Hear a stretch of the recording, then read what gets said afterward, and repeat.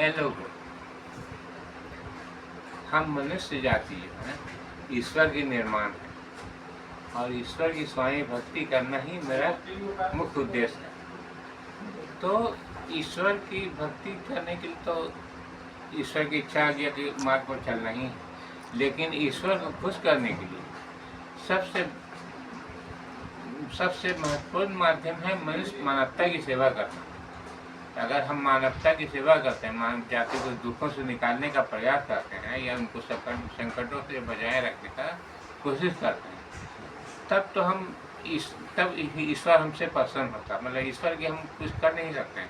ईश्वर को खुश करने के लिए मानव जाति का सेवा करना बहुत ही जरूरी है। इसलिए और मनुष्य जाति को संकटों से बचाए रखने का सिर्फ इस युग में सिर्फ एक ही माध्यम है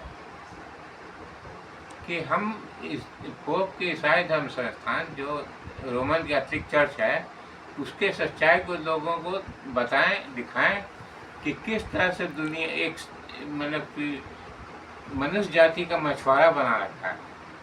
ईसाई धर्म संस्थान ने अपने संगठन को मनुष्य जाति को फांसने वाला एक मछुआरा बना रखा है, जिससे पूरे पृथ्वी पर एक ऐसी समस्या उत्पन्न हो चुका है जिससे मनुष्य जो भी गैर ईसाई देश है वहाँ के नागरिक इतना दुखी होते जा रहे हैं, अनेक तरह के समस्याओं से उलझते और फंसते और मरते और मिटते जा रहे हैं।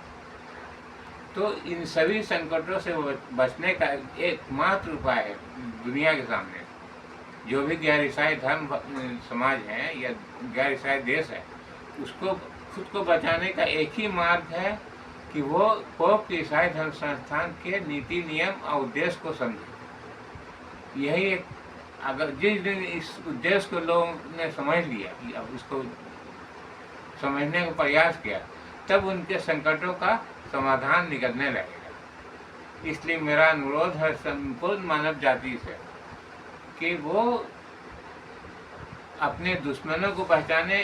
उनके मतलब ईसाई धर्म संस्थान जो है शिकारी बन चुका है मनुष्य जाति का, और मनुष्य जाति शिकार की तरफ उलझ गए।